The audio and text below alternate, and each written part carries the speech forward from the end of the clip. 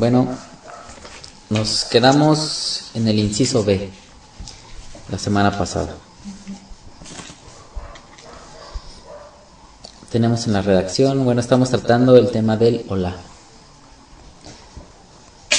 conocido, traducido al idioma español como el holocausto.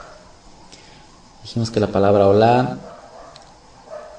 va a significar elevación, pero Olá es el resultado de una experiencia, Olá es el resultado de una meditación, Olá es el resultado de la interacción del Creador hacia el hombre cuando le muestra su realidad. Y esta realidad busca elevarlo. Veíamos que el Olá se practicó desde mucho tiempo atrás, antes de ser dada la Torá, antes de haber sido redactada por Moisés, de haber sido estudiada por el pueblo de Israel. Hubo hombres que practicaron el Olá, como Abraham, Jacob, Isaac también, y nos remontábamos hasta el tiempo de Noé, de Noah, que él practicó el Olá en un momento determinado, después de haber concluido el diluvio, ¿no? Lo que conocemos como el diluvio, que es una catástrofe universal, a través de la cual Elohim se dio la tarea de limpiar la creación. Porque en el antecedente que veíamos en Bereshit 6, se nos informaba que el hombre todo el día pensaba para mal. Lo que salía de su mente, lo que había pensamientos de su mente, lo que salía de su corazón, eran solamente impulsos encausados hacia el mal. Y el Creador detecta esa inclinación, detecta ese afán del ser humano de estar siempre propiciando el mal, y Él se da la tarea de limpiar la creación. Sin embargo, también, si estamos hablando que Él detecta y reconoce el mal, también debemos o esperaríamos que reconozca y detecte el bien que alguna persona o alguna familia, tal vez alguna nación, esté practicando. Y hacia personas como ellos,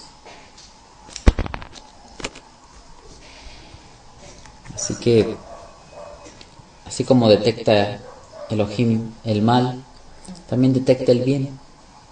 Y lo que hace con una persona que se inclina al bien es guardarla, es salvarla o crear un medio a través del cual esa persona o esas personas puedan protegerse de esa catástrofe. Y veíamos cómo en el caso de Noé, pues se le instruye a hacer un arca, y llega el momento en que se desencadenan estas fuerzas destructivas. Las vemos que es a través del agua, y se ahoga la tierra. Y lo único que sale a flote, lo único que se eleva entre todo eso fue el arca.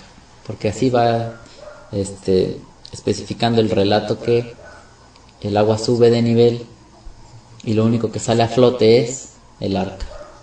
Por encima de cualquier altura que hubiese en la tierra, montes, montañas, el arca todavía estaba arriba, porque el agua hacía flotar el arca. Y de aquí podemos ver una especie de comparación con el Olá, o sea, que es elevar. Pero aquí esa fuerza de depositar mucha agua, ¿no? De abrir las fuentes de los abismos, como dice el relato. Empieza a llenar la tierra de agua, se empieza a desbordar, pero lo que puede ser salvado es lo que sube, es lo que se eleva. Pero esto es por conducto del agua. Mientras todo lo demás que no estaba dentro de esa arca, pues muere toda vida. Nosotros estábamos aquí en la redacción que tenemos, estábamos revisando el inciso B. Dice así: en términos generales se puede notar que la significación del Olá además de fundamentarlo en la voluntad de un individuo y la propia introspección ante su condición, también puede hallar su razón de ser a causa del análisis personal, pero viéndose como parte de un grupo de personas, familia, nación o una generación, que ha defraudado las expectativas de Yod-Heh-Vav-Heh Elohim. Así que ya vimos que el Olá también nos lleva a ese reconocimiento de que, si bien es cierto que cuando nos acercamos al Creador, Él nos enseña y nos deja ver los errores que tenemos, digamos personalmente. Pero no solamente vamos a descubrir eso, sino que teniendo en mente que pertenecemos a una familia, pertenecemos a una sociedad, a una nación, a una generación completa, y que tenemos una labor que hacer. Y si nos miramos ya no individualmente, sino en conjunto, el Olá también nos ayuda a tener esa conciencia de que, viéndonos integrados en un núcleo social, podamos también decir que no lo estamos logrando. Aunque individualmente estemos teniendo avances personales, pero cuando vemos nuestra generación, nuestra familia, nuestra sociedad a la que pertenecemos y no está sufriendo cambios, también nos puede indicar que eso que nosotros consideramos que es bueno no es lo suficientemente grande como para impactar a todos los núcleos a los que pertenecemos. Podría yo sentirme muy lleno de Dios, muy obediente, muy, no sé, el adjetivo que ustedes quieran dar, ¿no?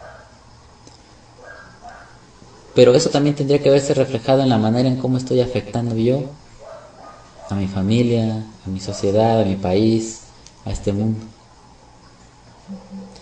Y a través del Olá vemos que podemos hacer un juicio propio, un juicio personal, para poder exigirnos crecer más, para poder exigirnos elevar el nefesh o la nefesh, lo interno, para que el bien que digamos tener o que podamos demostrar tener personalmente, lo podamos extender a las personas con las cuales tenemos una relación. Y veíamos, ¿no?, que algunos profetas se contaban dentro de la generación pecadora, por así decirlo. Cuando oraban, es el profeta Daniel el que una vez oró y decía que habían fallado a Dios, que se habían rebelado, que todos se habían equivocado, que le habían fallado. Y él contándose dentro de ellos, ¿por qué? Porque aunque él era un profeta, era alguien que tenía revelación y que Elohim le había dado mensajes mientras estaba en Babilonia. Él no negaba ser israelita, él no negaba ser judío. Y viéndose integrado a esa nación, era lógico que también se sintiera parte del pueblo. Y el reconocimiento que le lleva a ser su conducta justa es incluirse dentro de los injustos. Y él, rogando de esa forma a Elohim, es que él envía a uno de sus ángeles y le empieza a dar visiones de cómo iba a restaurar a su pueblo. Así que lograr eso siempre va a propiciar una respuesta muy grande de parte del Creador. Esperemos que lo podamos ver hoy, cómo fue la respuesta de toda esta conducta que encierra el Olá, cómo la aplicó Noé y qué respuesta tuvo del Creador. Vimos que esa esencia del Olá no estaba ofreciendo sacrificio el profeta Daniel en Babilonia, porque ahí no estaba el templo. Pero la estructura y la esencia del Olá, él la estaba aplicando. Y al momento de concretarla, de llevarla a su cumplimiento, Yod-Heh-Vav-Heh le envía mensajeros para que le instruyan en cómo había de ser la redención y cuáles iban a ser las fases postreras para que se restaurara todo ese pueblo al cual él no se estaba negando pertenecer, sino al contrario estaba sintiéndose incluido dentro de las faltas del pueblo de Israel. Job igual, él ofrecía Olá, holocaustos, pensando, teniendo en mente que sus hijos muy posiblemente podían fallar al Creador. Y teniendo esa conciencia y reuniendo todo lo que encierra el Olá, el holocausto, es que se le lleva a ese estado de postración para mostrarle la magnitud del nombre Elohim. Es lo que hemos empezado a estudiar en Job, en el libro de Job. Todos los mensajes de los 3 amigos de Job tienen por objetivo ese: mostrar la amplitud del significado del nombre, del título Elohim. Y el hecho de que Job haya reunido las cualidades que están detrás del Olá representó eso: enfrentarlo al mal, que el Creador se le aparezca, que el Creador le esté comunicando, se esté revelando a sí mismo como Elohim, y él pueda crecer y termine diciendo: antes había oído de ti, pero ahora te veo. Esto del Olá, por eso ya el tiempo de Moisés, él decidió usar la palabra Corbán para encerrar todos los mecanismos que aparecen en el libro de Vaikra, en el libro de Levítico. Porque a través de ellos se propicia un acercamiento real al Creador, y el que lo practique de manera justa, de manera limpia, va a obtener algo de ese grado, algo de esa magnitud. Y como hemos podido leer en los escritos, que el hombre, cuando pierde el significado de ello, cuando empieza a convertirlo en simples prácticas mecánicas, pues llega el punto en que el Creador abandona ese Mishkan, ese Ohel Moed, la nube, se va. Y esas construcciones que se han definido como templos, tabernáculos, pueden desaparecer y no importa, porque ya no están sirviendo para que el hombre tenga vivencias con el Elohim, con el Creador, sino solamente se están volviendo el conducto a través del cual una persona pueda diseñar y sustentar una religión. Se reduce a eso. El hombre, con su práctica, con su necedad, con su ignorancia, reduce la espiritualidad que el Creador busca transmitirle, lo reduce a una religiosidad, a un cúmulo de prácticas que nunca llevan a la persona a tener contacto, a tener acercamiento con el Creador, sino que le desvían y le llevan a solamente a remitirse a una religión, a un montón de prácticas creadas por hombres. Continuando aquí con la redacción, dice así: vemos el caso de Noaj elevando Olot, este es plural de Olá, de holocaustos, no solamente uno, sino de toda clase de animales tajor. Esta es la palabra tajor, es limpios, puros. También el caso de Job ofreciendo Olot, teniendo en mente la conducta de todos sus hijos, y qué decir de lo transmitido por Moshe en Shemot 29:42. Olot tamid le doroteihem, holocausto continuo por todas sus generaciones.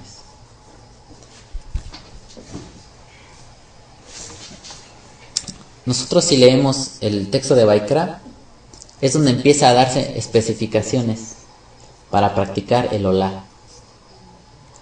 El Olá ya se conocía, como lo hemos dicho desde ahorita que iniciamos, desde épocas antiguas. Pero había cierta diversidad en el Olá. Digamos, Noaj agarró de todos los animales limpios, así dice en el texto.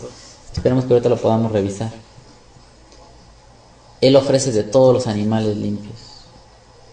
Abraham hacía Olá de cierta manera. Después Jacob, Isaac, y después los hijos de Israel en el desierto ya practicaban el Olá antes de habérsele dado estas especificaciones. Ellos ya sabían, ya existía esa medida. Pero conforme pasaban las épocas, iba cambiando la práctica. Así que el libro de Vaikrat habrá de llevar al israelita a unificar su práctica.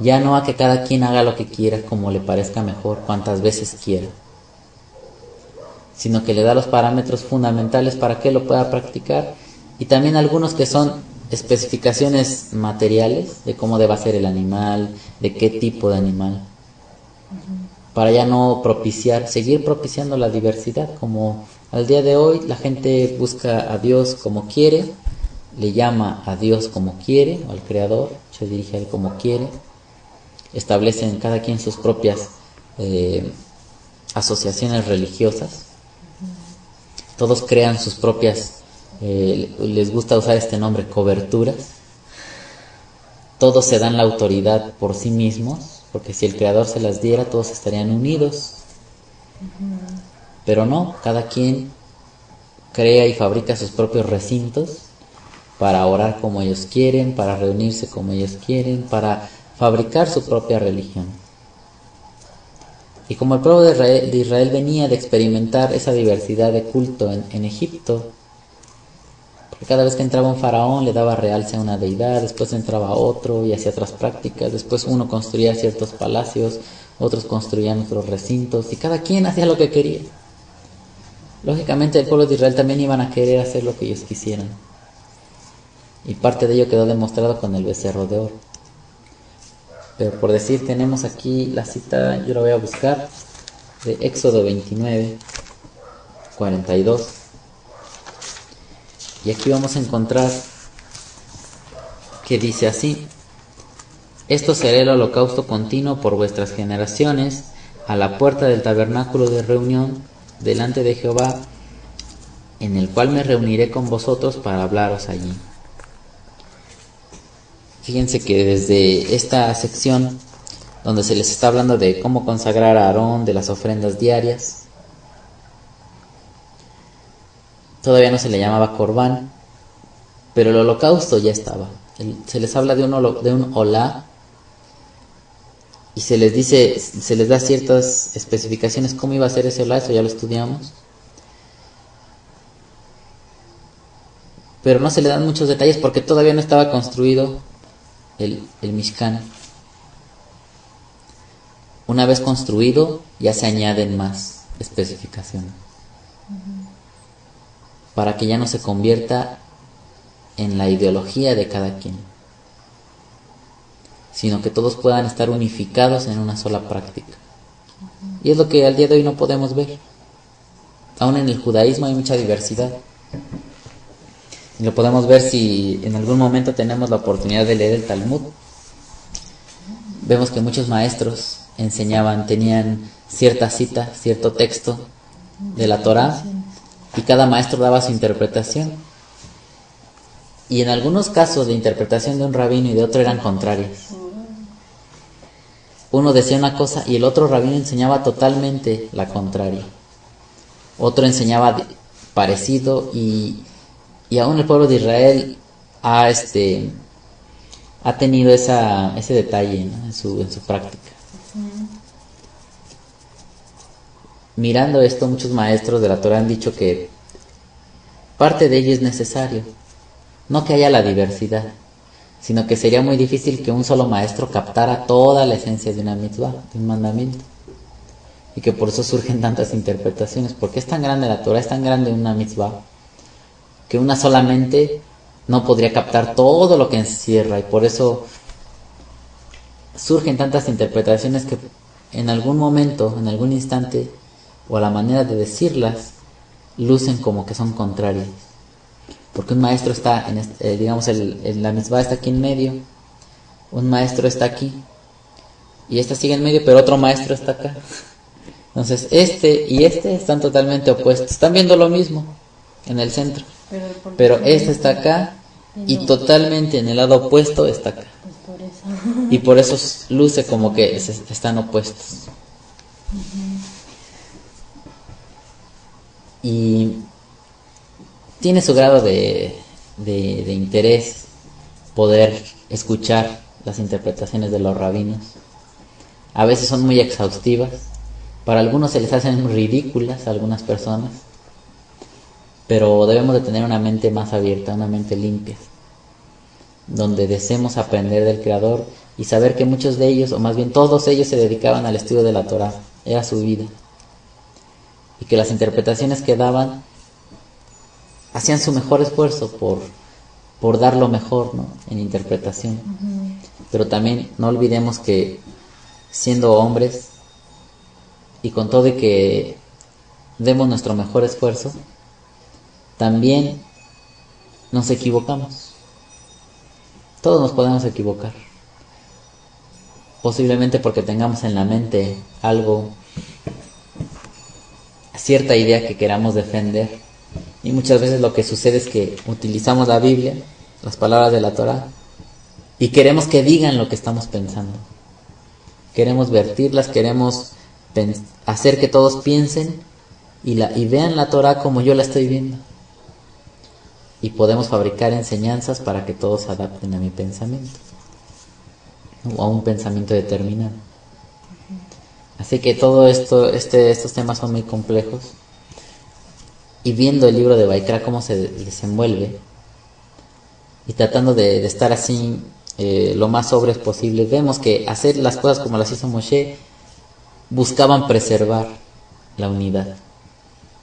No hacer muchos santuarios para que cada quien allá en su pueblo, en su tierra, hiciera lo que quisiera, sino que uno solo, con solamente los sacerdotes determinados, ellos eran los que transmitían esa única enseñanza, y todos iban a terminar practicando lo mismo. Pero en el momento en que, si Moisés hubiera dicho, no, pues hagan otro para que los de lejos no vengan, hagan otro por allá, vamos a seguir construyendo, vamos a preparar más, vamos a enviarlos por allá a la China, a la India, que vayan a enseñar a gentes, eso habría creado mucha diversidad. Y eso fue parte de lo que le pasó a los apóstoles. Fíjense, la enseñanza, ¿dónde surge? Lo que se supone que enseñaban los apóstoles. ¿Dónde surge la enseñanza? Surge en Israel, surge con Yeshua, ¿sí o no? Él es el maestro. Resulta que cuando él muere, aparte el maestro no se da a la tarea de escribir nada. En el caso de Moshe, él sí escribe. Él sí redacta la Torá. Yeshua no redactó nada porque él no tenía ninguna intención de sus enseñanzas convertirlas en la nueva Torá. Imagínense lo que hubiera pasado, pensemos, si Yeshua hubiese escrito libros. No, todos hubieran desechado, quemado los libros de Moisés, los escritos de Moisés.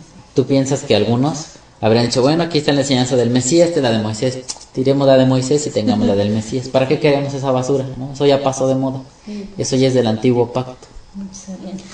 Y fíjense la sabiduría del maestro, cómo no piensa o no pensó dejarlo, o más bien pensando en cómo es el ser humano, de religioso, de elitista, de cómo transforma la palabra de Dios. Muchos iban a tener esa tendencia de divinizar sus escrituras, sus escritos. Y iba a llegar el punto en que ciertos de sus seguidores iban a decir que ya no se debe obedecer a Moisés, sino que el Mesías ya trajo la nueva Biblia. Pero bueno, eso no lo pueden hacer con el maestro, pero ¿qué tal con sus alumnos? Fíjense, eso mismo que les estoy proponiendo ahorita, no sucedió con el maestro porque él no escribió. Pero sus alumnos sí se dieron a la tarea de escribir, pero porque querían preservar la enseñanza para las generaciones postreras. Pero nunca dijeron, estos libros son los nuevos libros inspirados. Estos libros son los verdaderos libros del nuevo pacto. Vayan desechando a Moisés porque eso es del antiguo y lo que se hace viejo queda fuera. Y las enseñanzas de sus alumnos, de los que conocemos como apóstoles, se fueron, ellos se dieron a la tarea de salir, ¿no? Ir por todo el mundo, porque así les enseñó su maestro. Pero él les dijo, enseñad que guarden las cosas que yo les he hablado, buscándoles transmitir o pidiéndoles a través de estas palabras que no agregaran otras cosas, que no se dieran a la tarea de dar sus propias opiniones, sino que su función era transmitir lo que él había enseñado y enseñar a las personas que conocieran, a las cuales se iban a dirigir primeramente israelitas, a guardar lo que el maestro había dicho. No que cada quien se diera la tarea de enseñar lo que quería. Bueno, salen ellos, van por las naciones, y esos nuevos alumnos toman las enseñanzas de los enviados, de los apóstoles, y empiezan a crear sus propias crónicas, sus propias redacciones, y empiezan a surgir muchas enseñanzas. Y por eso los vemos a ellos escribiendo en sus cartas que habían anticristos, ¿no? Así como lo traducen al griego. Gente que se oponía a la enseñanza del Cristo o del Mesías. Otros decían falsos profetas, falsos hermanos que salieron de tal lugar a confundir a la iglesia, ¿no? Y si pensamos en las circunstancias de que, bueno, los judíos estaban dispersados por todas las naciones, por todo el mundo antiguo, era necesario ir a informarles acerca de lo que estaba ocurriendo en Israel. Pero es como navaja de doble filo, ¿no? Al momento que vas y que empiezan a entrar personas de todo tipo, de toda ideología, de toda creencia extraña, esas personas empezaron a dar a la tarea de confundir y de transformar el mensaje en otra cosa.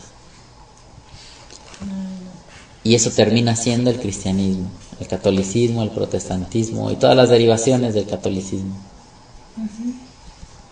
Pues sí, porque cada quien hizo lo que quiso con su ideología.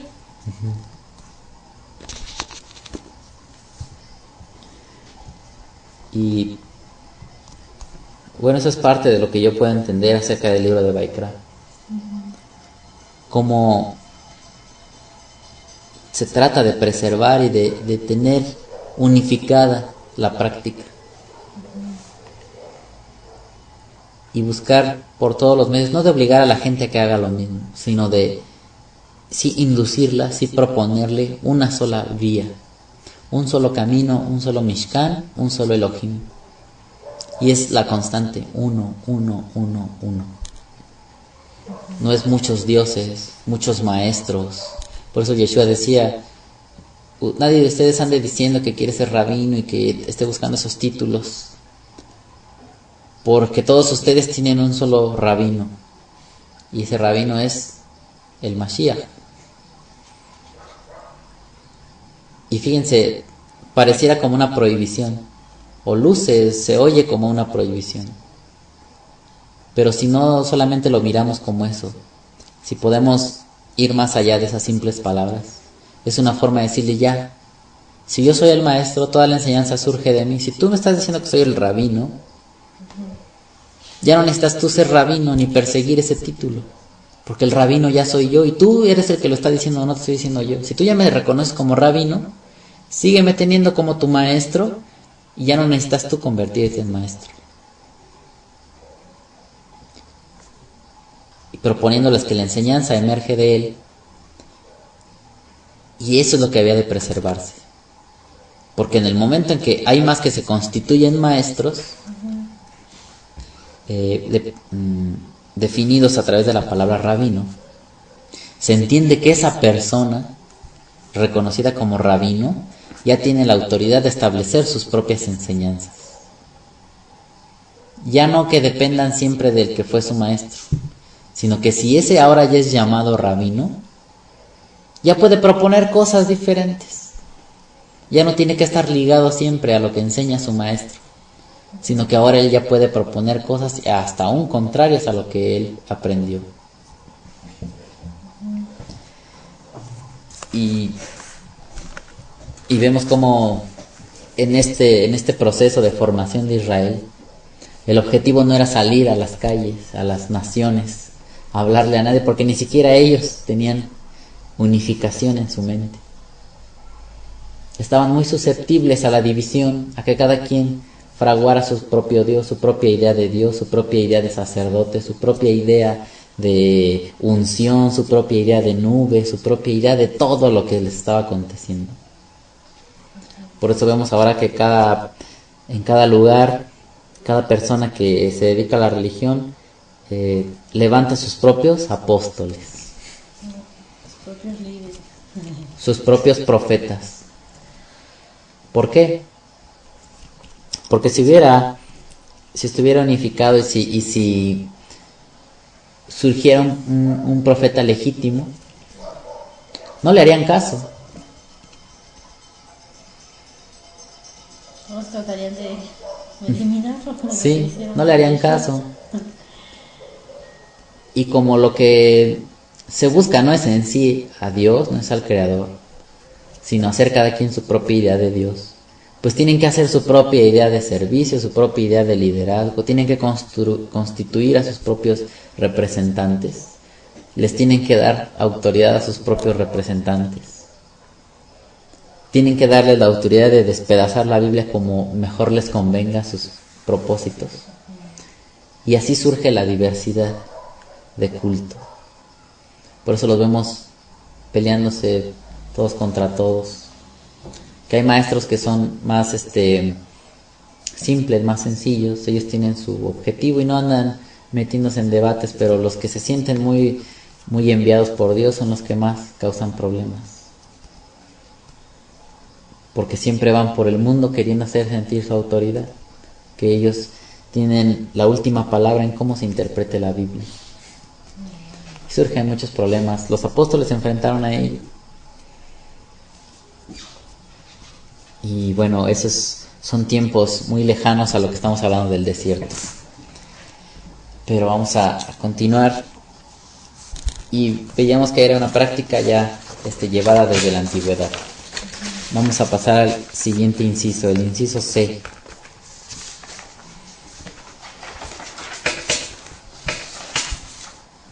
Dice así: el Olá expresado en términos del libro de Vaikra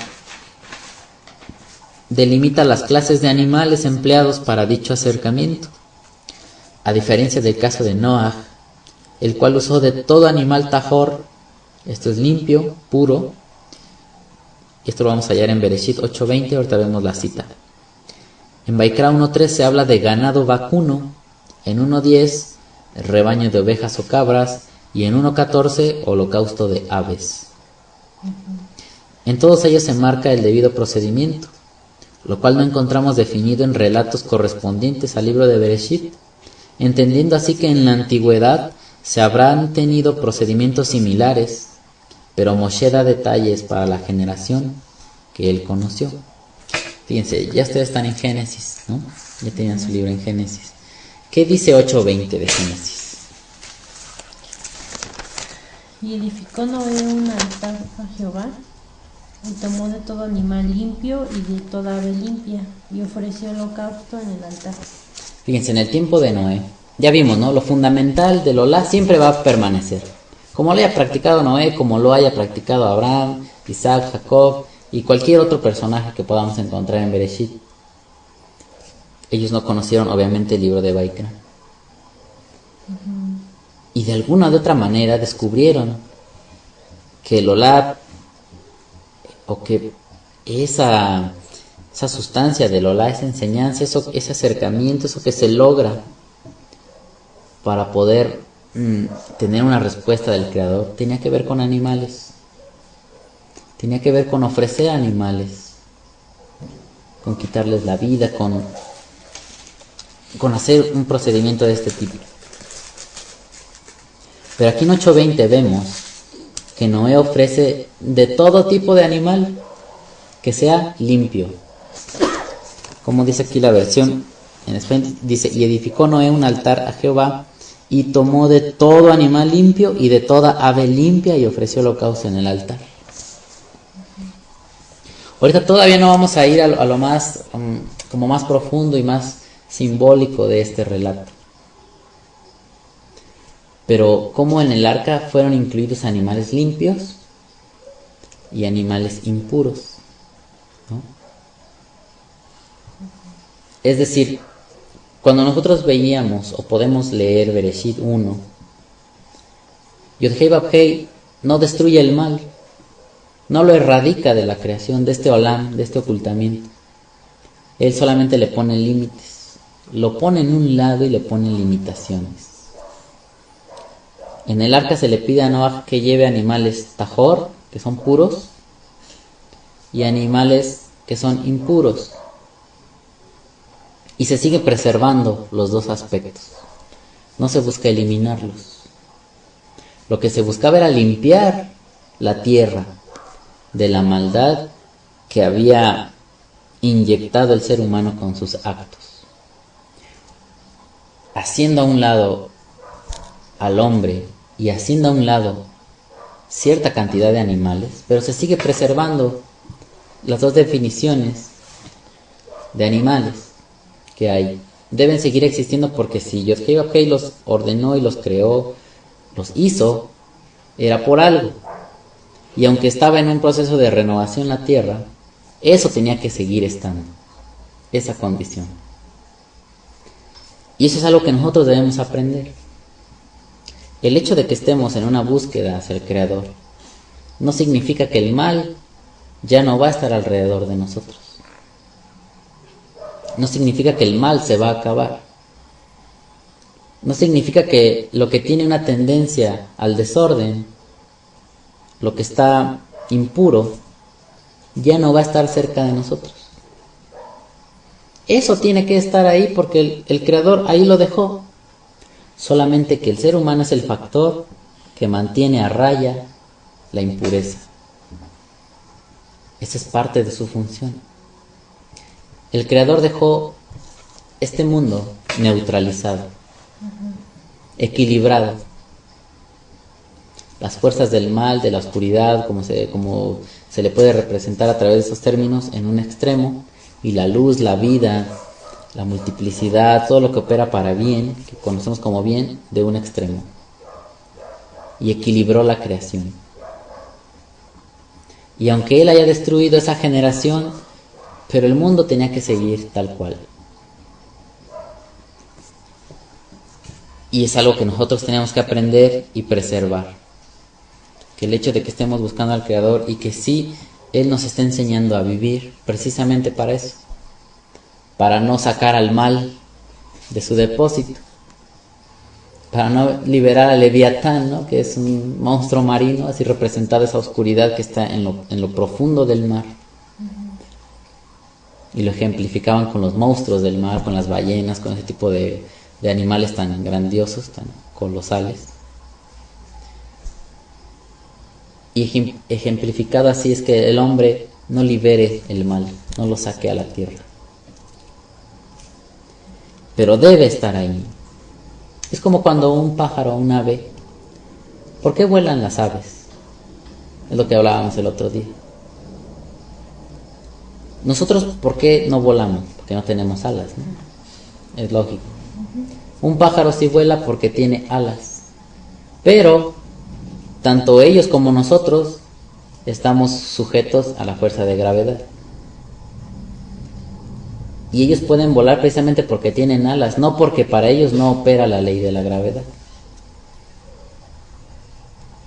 Así que si nosotros podemos caminar y tener una vida agradable ante el Creador, no es porque el mal ya no nos esté afectando, no es porque el mal ya no pueda alcanzarnos, sino porque sabemos cómo volar como las aves. El mal sigue estando, la gravedad sigue estando, nos sigue afectando, nos sigue atrayendo a la tierra. Pero un pájaro tiene el mecanismo para librarse de esa fuerza cuando lo necesita, para poder volar y trasladarse a otro lugar. El Creador no nos enseña en sí que hay que eliminar el mal, sino más bien mantenerlo neutralizado. Si nosotros podemos examinar alguna otra enseñanza, podemos ver las palabras del Mesías, ¿no? ¿Qué hablaba él? Que cuando tu enemigo te hace un mal, tú le respondas con un bien, para que ese mal que él trae no se siga desbordando, sino que con el bien neutralizas el mal. Eso ya son con palabras que pueden ser más prácticas, pero tiene su fundamento en esto. No se trata de ir matando a toda la gente que nos ha hecho mal, a las personas que más se han ensañado con nosotros, que nos han insultado, que nos maldicen, que nos quieren destruir. No vamos a ir por el mundo destruyéndolas. Hay otra forma de poder apagar el mal, y es a través de hacerle el bien al enemigo para neutralizarlo. Y eso es parte de lo que podemos aprender un poco acerca de esto. ¿Por qué venían animales así de un extremo y del otro? Muchos habrán dicho, bueno, pues si esos animales representan la impureza, pues que se hubieran quedado en el diluvio, ¿no? Y hubieran desaparecido, y entonces todos los animales que existieran ya en la nueva generación iban a ser solamente para la pureza. Cualquier persona se podría imaginar así. Pero lo que pasa es que nos estacionamos mucho en la redacción, en las palabras simples que narra la Torah, pero ya no tenemos la capacidad de ir más allá.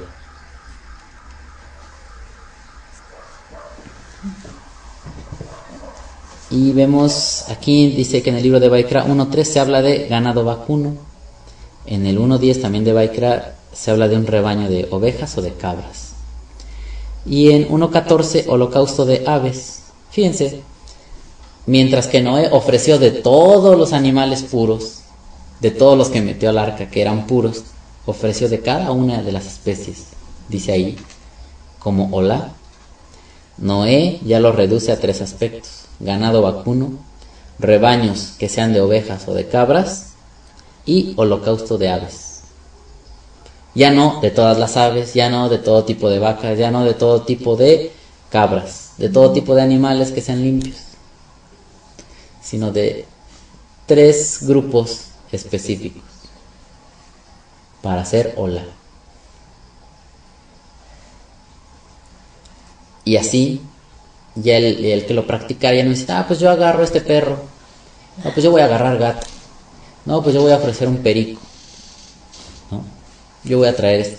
Ya no iba a ser así, sino que ya se va delimitando la práctica.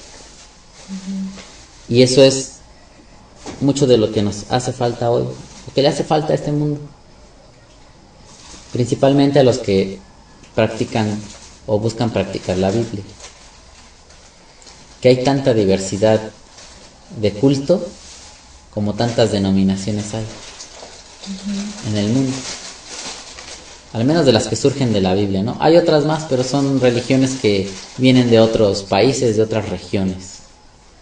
Pero si nos enfocamos solamente a lo que ha emergido de la Biblia, es precisamente por eso. Porque cada nación, cada lengua, cada cultura que ha buscado conocer al Dios de la Biblia, lo ha transformado en el Dios que le gustaría que fuese, en el Dios que se adapta a su ideología. Bueno, vamos a continuar. En el inciso D dice así: la acción concreta de Noah, al concluir la catástrofe que envolvió a su generación, tuvo como primer acto presentar olá ante Yod-Hei Vav-Hei en correspondencia al favor logrado por las atentas instrucciones acerca de los juicios inminentes del Creador sobre una humanidad inclinada al mal, pero mostrando siempre Elohim un interés de despertar al hombre de su adormecimiento espiritual.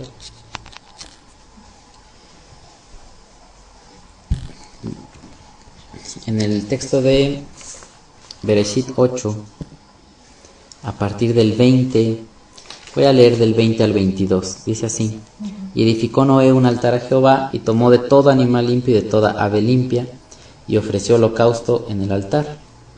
Y percibió Jehová olor grato, y dijo Jehová en su corazón: no volveré más a maldecir la tierra por causa del hombre, porque el intento del corazón del hombre es malo desde su juventud, ni volveré más a destruir todo ser viviente, como he hecho.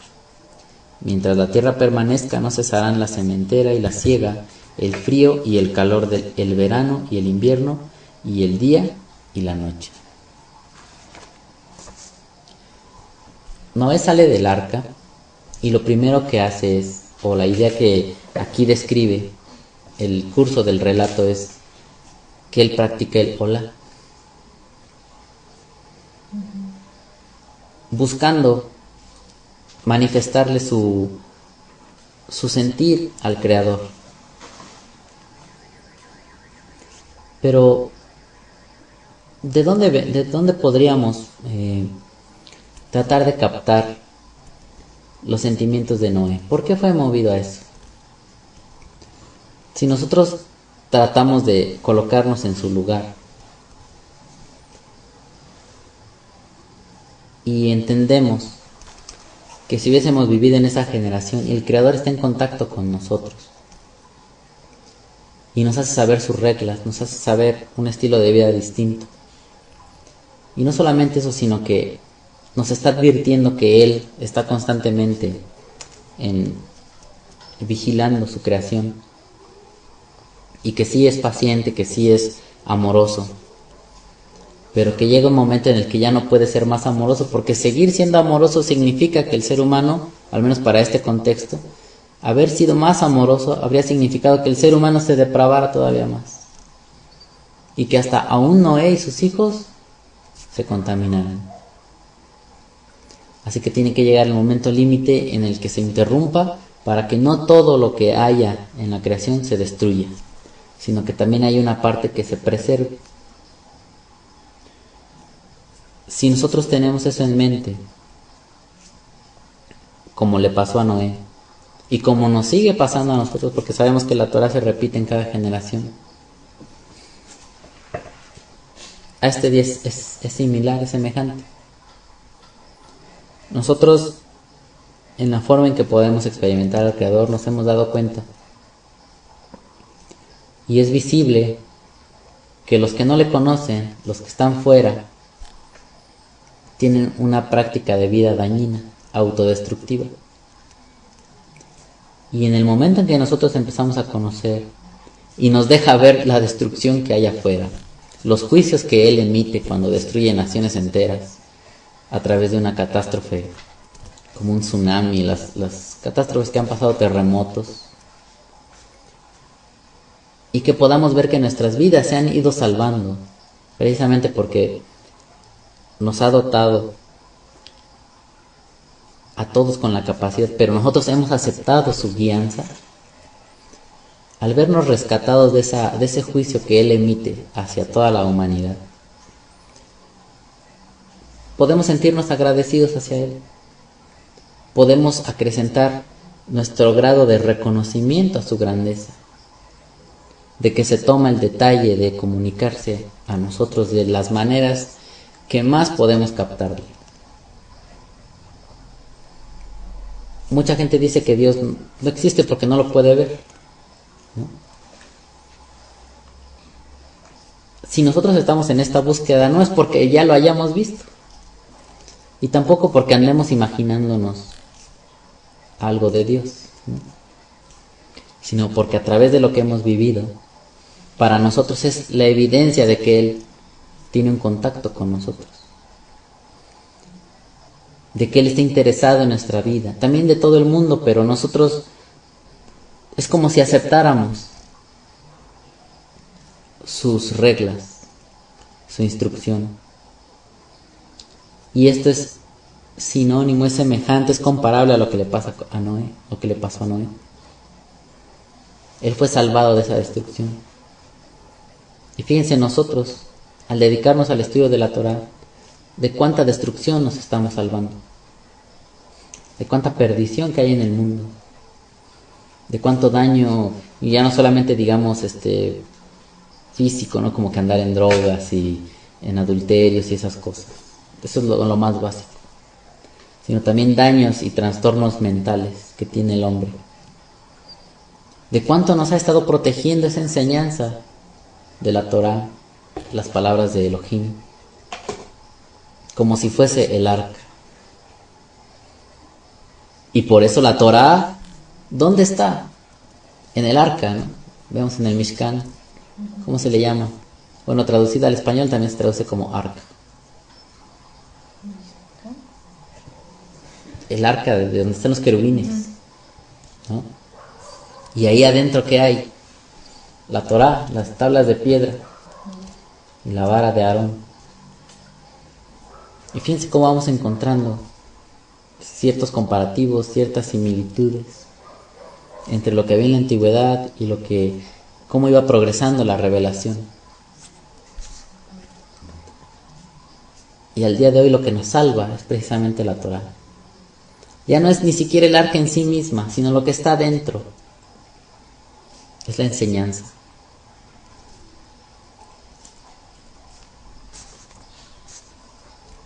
Y al nosotros reconocer esto, que es grandioso de parte del Creador,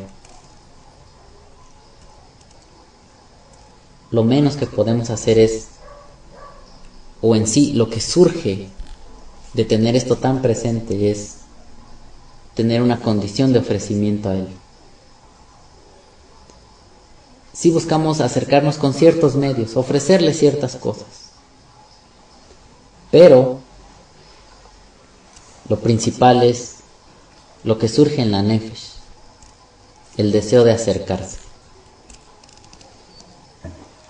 de que cada vez se abra más la posibilidad de estar cerca, no de estar lejos.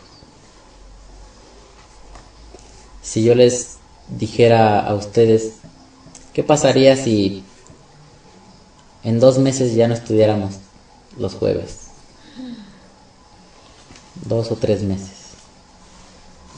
¿Cómo se sentirían? No, pues hay que reconocer que no se alcanza el grado de entendimiento al que a lo mejor Dios concede contigo, ¿no? Pero ustedes pueden estudiar, sí, de que podemos todo lo que ustedes quieran, sí. Y hay muchos maestros excelentes por todo el mundo. Pero yo no me refiero tanto a eso, sino cómo se sentiría su interior. ¿Cómo se sentiría la nefesh? Estando 2 meses ya sin ninguna clase de instrucción de parte del Creador. Sí, puede ser que a través de mí o a través de cualquiera, es decir, se desconectan totalmente de Él. Ay, no. ¿Cómo? En vez de crecer nos atoramos. ¿Cómo sería la vida? ¿Común? ¿Común? Sería una vida común.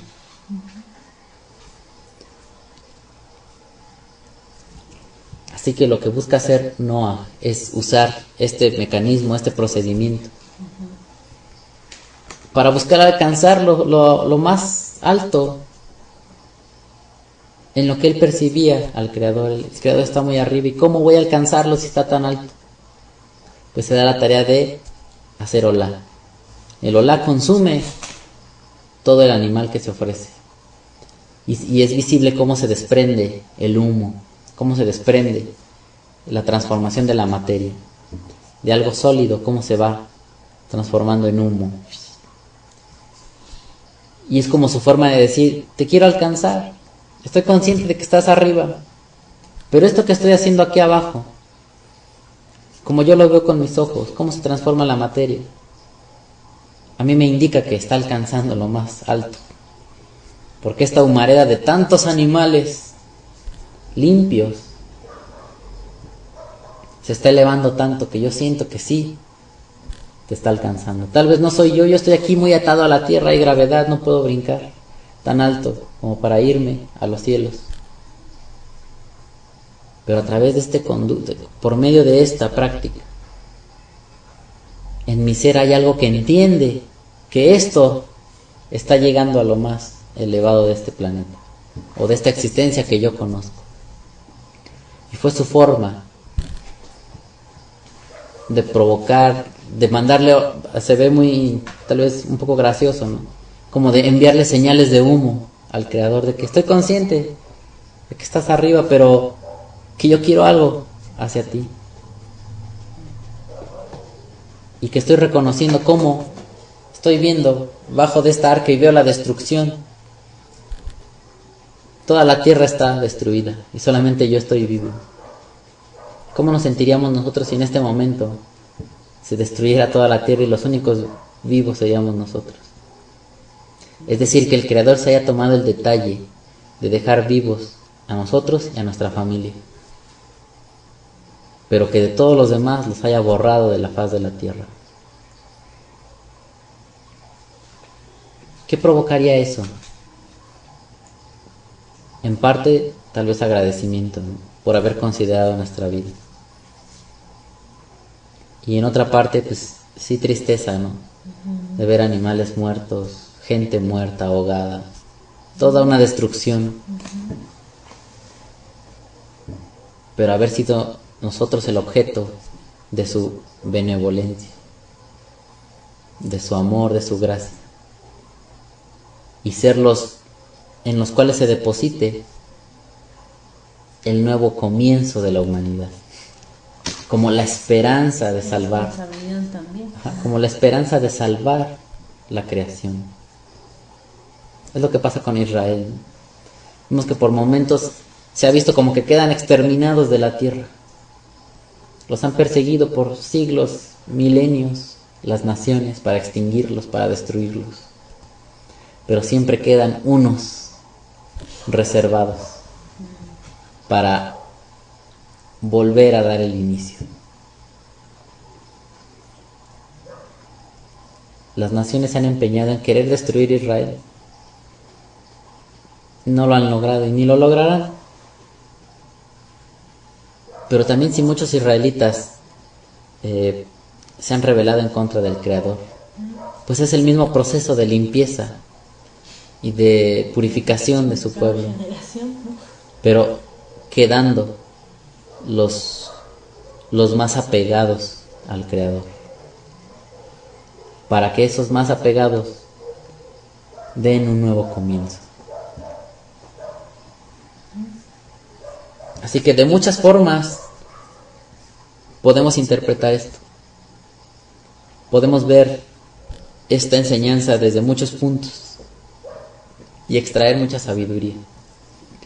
Pero nos estamos centrando en el Corbán, en la capacidad que tuvieron estos mecanismos para acercar la nefesh de un israelita en el tiempo de Moisés, y cómo de haberla practicado Noé de una forma y las demás generaciones que siguieron, al tiempo de Moisés se delimitó a cierta práctica.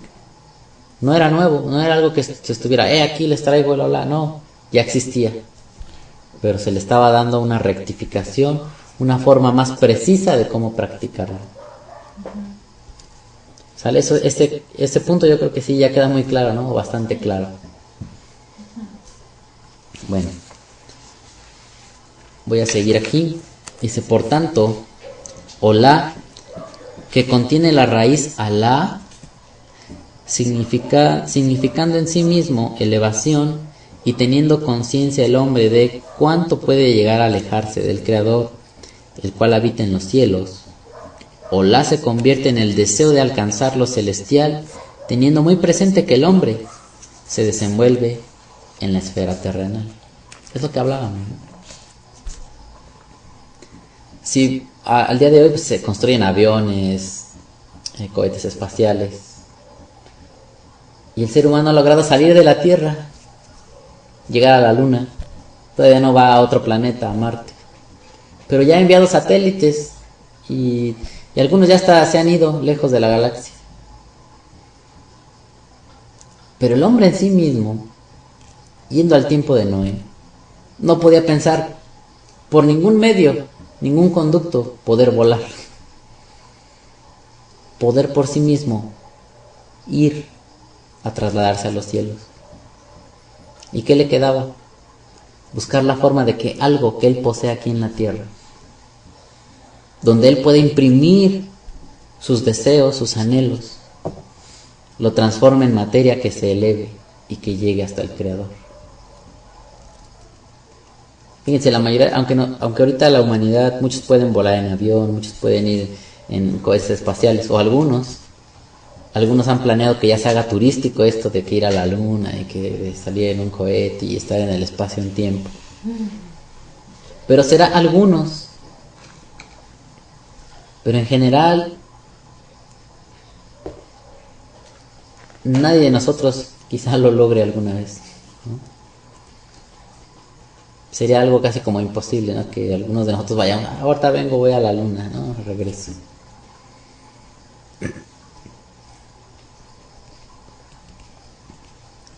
Así que, a través de mecanismos como este, es que el hombre puede tener una noción en su mente y en su ser de que algo que hace aquí en la tierra verdaderamente está subiendo a los cielos para que lo perciba el Creador. Quizá nosotros, bueno, más bien nosotros no hemos practicado esto nunca. No conocimos el templo de Jerusalén, no nos tocó esa generación, nunca conocimos el Mishkan.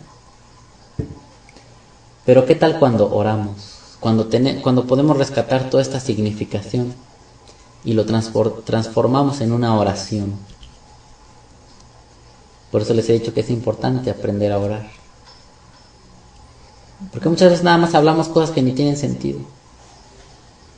Repetimos muchas palabras. O no decimos en sí nada, ¿no?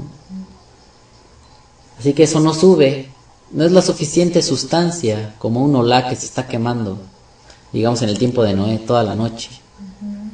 Durante toda la noche, quemándose ese animal. ¿Qué clase de columna se haría, ¿no? Ese incendio continuo, es mucho tiempo estar subiendo humo hacia el cielo. Y esa era una forma de transformar los deseos que esa generación podía transmitir aquí en la tierra, pero apoyándose en el olá, como decir que esto se vaya, esto que siento a través de este animal que muere y yo lo quemo, esto impacta los cielos. Ahora que no hay Mishkan, ahora que no hay templo, ¿cómo se puede lograr eso? Como dices, me acabas de decir, a través de la oración. Sí, a través de oración, a través de la meditación, a través de la conciencia.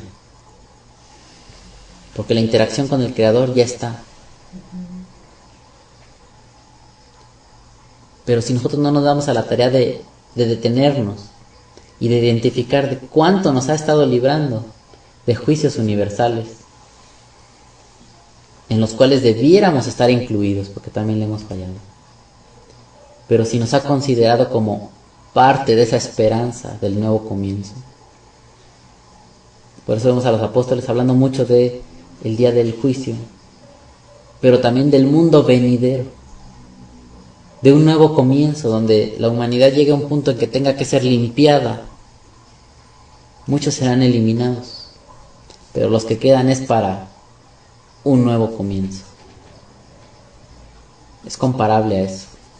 Por eso vemos que, no sé, en Apocalipsis hay muchas figuras de que caen estrellas y queman a la gente, y que todas estas ideologías del infierno donde se están purificando, ¿no? Como si fueran holocaustos mundiales. Ya, el agua, el Mabul, el agua, no podríamos decir que fue un holocausto. Fue a través de agua, ¿no? La destrucción. Pero como se fue proyectando el pensamiento de Israel a lo largo de los siglos por los profetas, se fue convirtiendo eso en que ahora iba a ser como fuego, descendiendo fuego del cielo para consumir la maldad, como si fuese un gigantesco olá, ¿no? Y a través de ello, los que sobrevivieran a eso, sean como Noé, sean una familia que pueda dar un nuevo inicio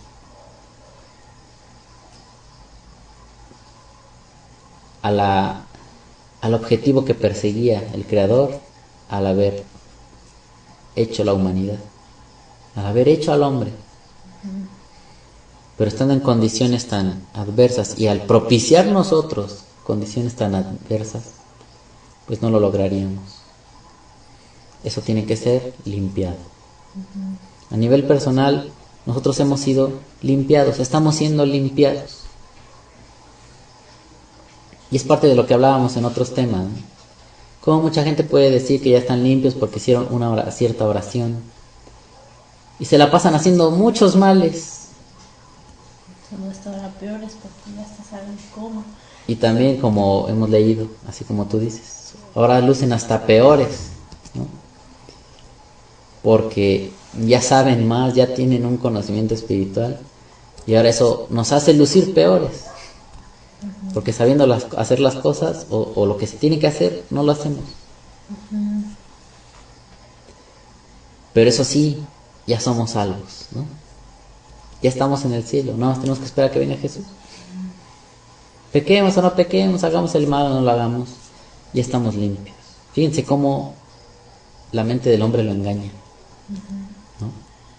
¿No decía Yeshua? No porque me digan Señor, Señor, serán libres. Y cuando el Hijo del Hombre se manifieste, aunque vengan y le digan, es que nosotros hicimos señales, nosotros hicimos esto, apartados de mí, yo no los conozco. Si se supone que Él ya los limpió, ¿por qué les tiene que andar diciendo que se vayan, que no los conoce? Pero en tu nombre hicimos obras, en tu nombre sacamos fuera demonios, en tu nombre hicimos milagros. Pues yo no te conozco, ¿no? ¿Por qué tendría que decir eso? ¿No es esto evidencia de que el ser humano no está limpio? Que sí es un ideal y que sí, viendo la obra del Mesías como un corbán, le llaman sacrificio, pero como un acercamiento, porque es lo que Él hizo. Con su enseñanza Él acerca al hombre con Dios. Con su ejemplo de vida Él acerca al que le conozca y practique lo que Él practicó, acerca a cualquier ser humano de toda nación, principalmente los judíos y también los que no sean judíos. En su enseñanza, en su ejemplo de vida está la capacidad de poder unir y propiciar ese contacto del Creador hacia cualquier ser humano. Pero ese es el ideal, ese es el objetivo ya cumplido. Pero no que sea una obra automática. Porque comprobado está que los apóstoles escribían muchas cartas corrigiendo todos los errores y aberraciones que hacían los creyentes, los alumnos, los discípulos de esas generaciones.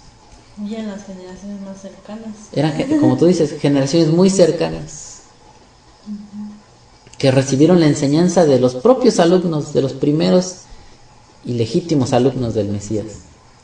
Y con todo eso tenían una pésima práctica de sus enseñanzas. ¿Y no que estaban limpios? ¿No que Él sí limpia? ¿Y por qué tienen que estar corrigiendo tantas maldades? Tanto desorden, tanta mala práctica, si están tan limpios. Pero al hombre le gusta cegarse, le gusta vender, porque también se usa para eso, para vender una idea de comodidad, de ya estás bien, todo va a salir bien, con Jesús todo se puede, mira que con Dios, conociéndole todo te va a ir fácil, ya no va a ir, el diablo te va a oír y esas cosas. Si estamos aprendiendo aquí que el mal no tiene que extinguirse, el mal tiene que seguir. Pero el objetivo del hombre, parte de su tarea es tenerlo a raya. Si Elohim no lo quiso extinguir, es parte de su voluntad. Si él hubiese querido extinguir el mal, ¿qué le cuesta extinguir el mal?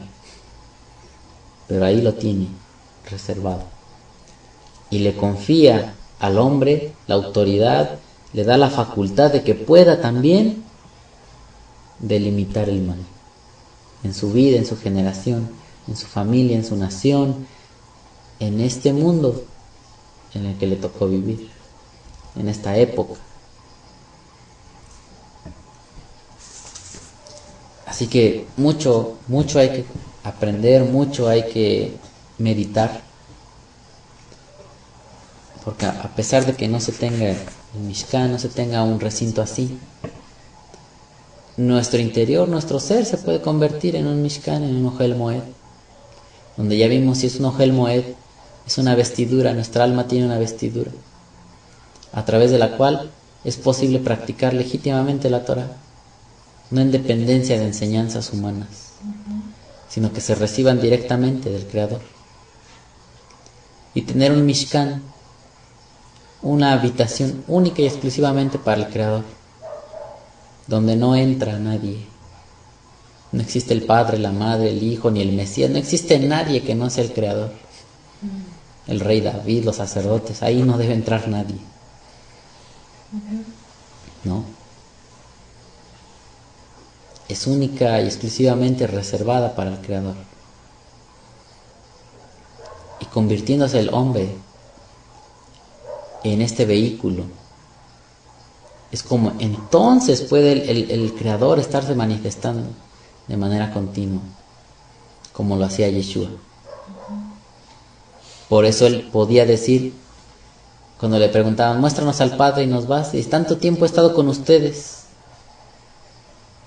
y no han entendido que yo estoy en el Padre y el Padre en mí. No está diciendo que él sea Dios, sino que él, al ser un modelo del Ohel Moed y del Mishkan, a través de su ser se manifestaba el Creador, no que él era, porque dijo yo estoy en él y él está en mí, mas no dijo yo soy él y él es yo, o sea, no dijo eso. No está hablando esas cosas. Y ese es el ideal para todo israelita. No que se alcance fácil ni que esté nada más con una oracioncita ahí, la gente lo va a lograr. Porque cuando dijo Yeshua, repitan esta oración conmigo y sean salvos. Sí, levanten su mano, inclinen su rostro y cuando repitan esas palabras mágicas, todos son iguales que yo. Van a tener la espiritualidad que yo tengo, que tenía Moisés, que tenían los profetas. ¿A poco es así? Es más, si se supone que lo que se busca es la práctica de la enseñanza del Mesías, ¿cuándo enseñó esa práctica el Mesías? ¿Cuándo dijo ir y decirles que se inclinen su rostro, que repitan esta oración tal cual como yo digo y automáticamente se van a ir al cielo? ¿Él cuándo enseñó ese tipo de cosas? ¿En qué libro, en qué carta, en qué clase de Biblia, en qué libro inspirado se enseña esa práctica? ¿No? Y no se supone que un discípulo debe enseñar lo que enseñó su maestro. Pero como ahora han surgido muchos maestros, ahora ya puede cada quien enseñar lo que mejor le parece, ¿no? Pero sí disfrazándolo de que están enseñando lo que dijo el maestro, pero a últimas yo termino enseñando lo que a mí me gustaría. Así que, bueno, tenemos el inciso E, dice así: el elemento Esh, fuego, transforma la materia, aquello que pertenece a la esfera terrenal, en sustancia que se eleva y accede a los cielos, a lo cual no debe ignorarse que la materia, al ser expuesta al fuego, parte de ella se transforma en ceniza, obteniendo también un significado propio. Y aquí la característica del Olá y de otras también de las Korbanot, pero esta se pone como principal, es el elemento del fuego. Es el elemento fuego, que es precisamente esta sustancia o este estado de la materia, que es fuego, que transforma otra materia, pero que la transforma en sustancia que puede elevarse.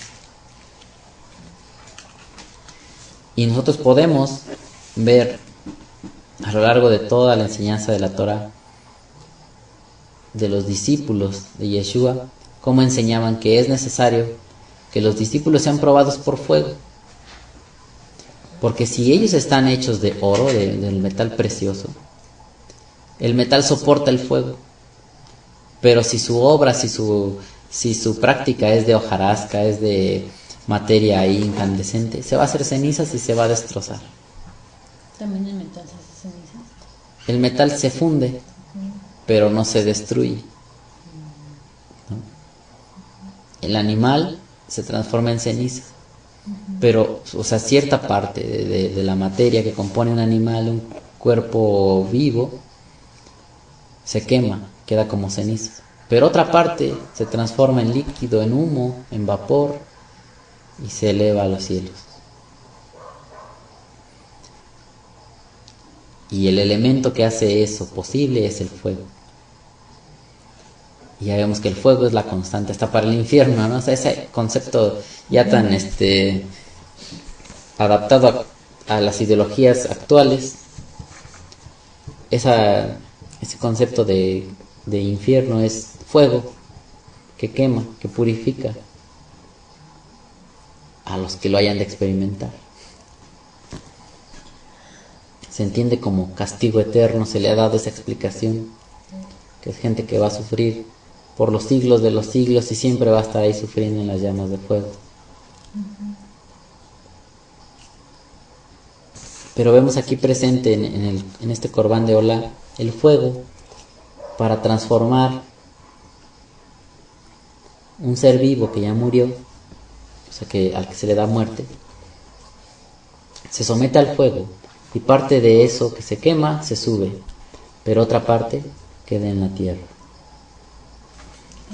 Y sirve para descomponer la materia en esos dos aspectos, lo que puede ser elevado y lo que de plano se queda abajo. Y así vamos a aprender que hay cosas que no se pueden elevar, por eso quedan prohibidas por la Torah.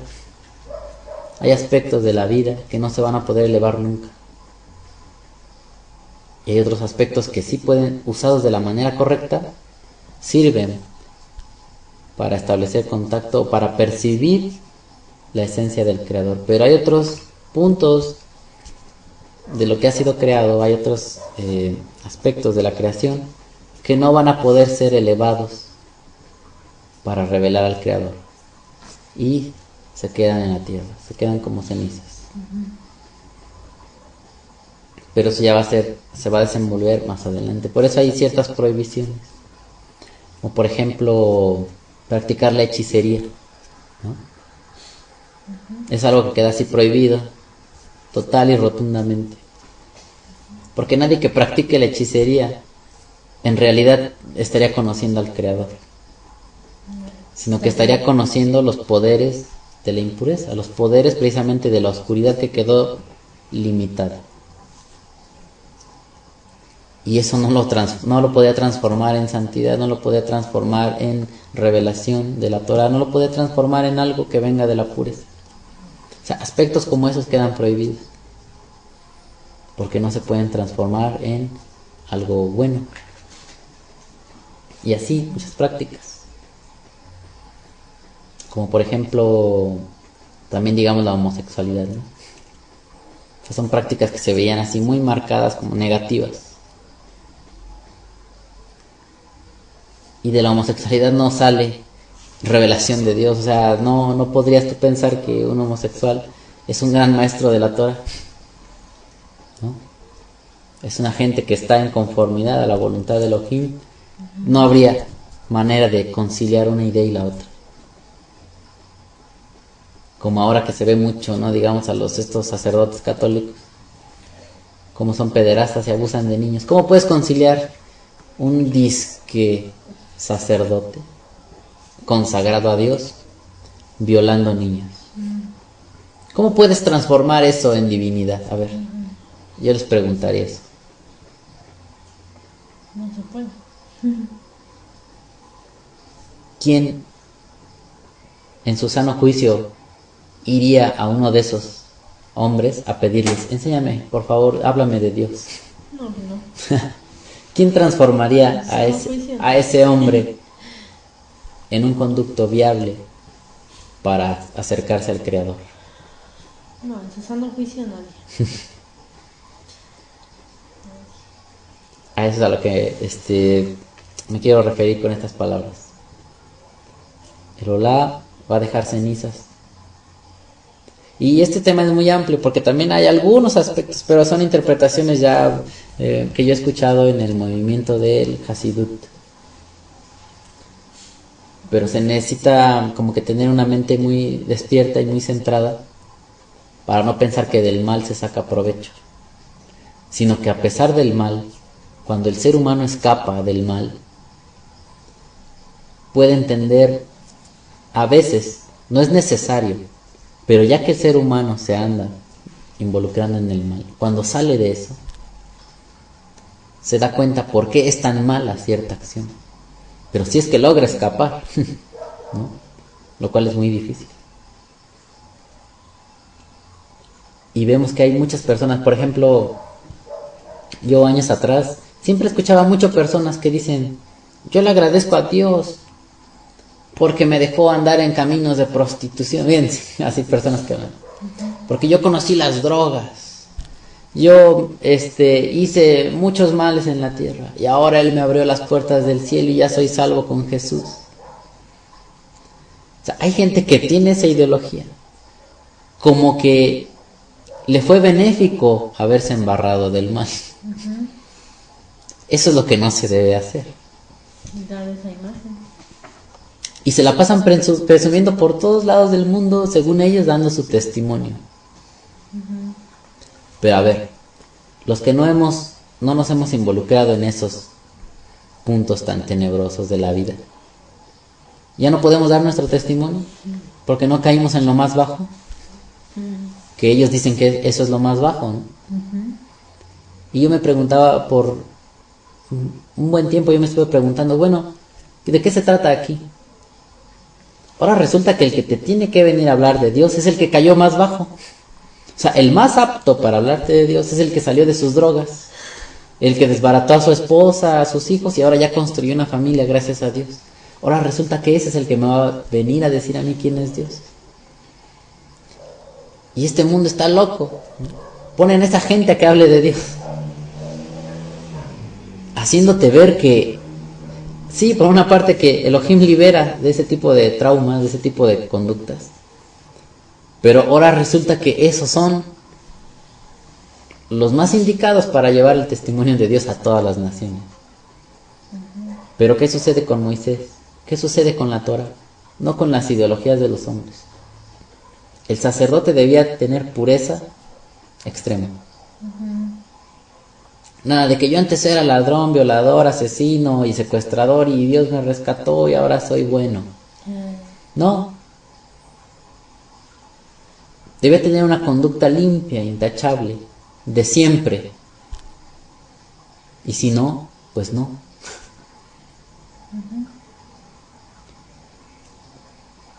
Porque el hombre constantemente está luchando con ese tipo de cosas. No que Elohim no tenga poder para erradicar el mal, sino que la mente queda afectada. Y como estamos sufriendo constantemente, ¿cómo le podemos llamar? Altibajos, decepciones en la vida. Puede ser que en algún momento nos debilitemos y podamos caer presa de ese mismo defecto que teníamos antes. Puede ser, ¿no? Teniendo en mente que todo ser humano, sea judío, de la nación que sea, todos estamos en posibilidad de fallar. Y lo hemos hecho. Pero no vas a comparar la mente de alguien que salió de toda esa inmundicia a alguien que nunca ha conocido esa inmundicia.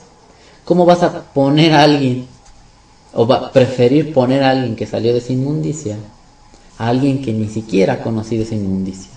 ¿Cómo va a ser más apta la mente de una persona así, que se está rehabilitando de todo eso? Alguien que no tiene que rehabilitarse para nada de esas cosas. Pero también eso es lo que te vende hoy la religión. Y en sí esa gente ni siquiera habla de Dios. Hablan de lo que ellos, cómo ellos experimentaron a Dios. Y según esa es su predicación. Cómo ellos salieron del alcohol, de las drogas, de ser mujeriegos, de andar en los bailes, de andar en las balaceras y de andar allá con los narcotraficantes y cómo Jesús los rescató de eso. O sea, ya el tema ya no es la Torah, ya no es la instrucción.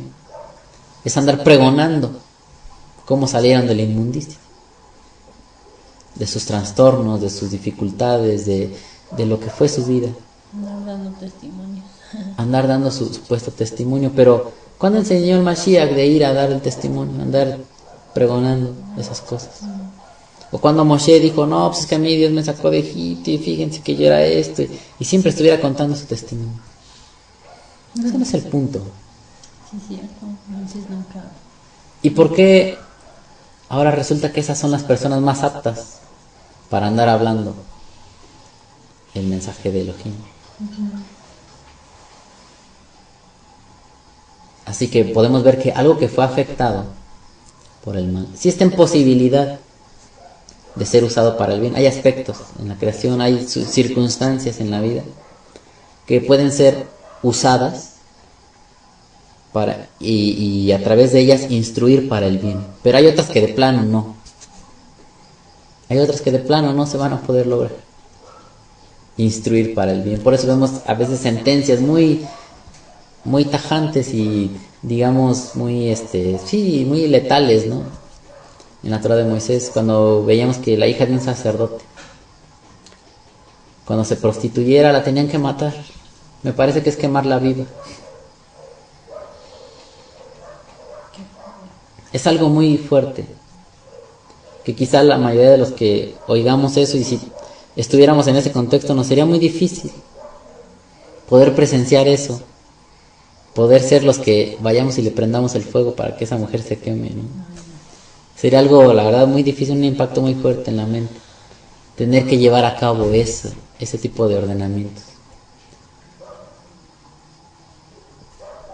Pero fíjense, si nosotros usamos más la espiritualidad, podríamos entender y acceder lo que está detrás de ello.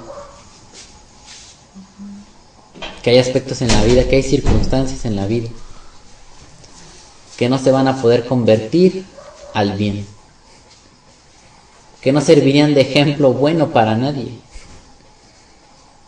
que hay que erradicarlas de tajo, que no servirían para instruir a nadie, solamente como para que tengan temor, ¿no?, de que eso no se hace, de que esa es una práctica totalmente equivocada y por donde la veas no tiene nada de provechoso al ser humano, que nadie lo haga,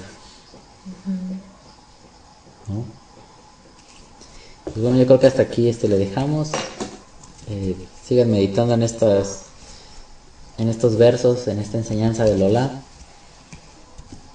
y que Elohim nos permita pues seguir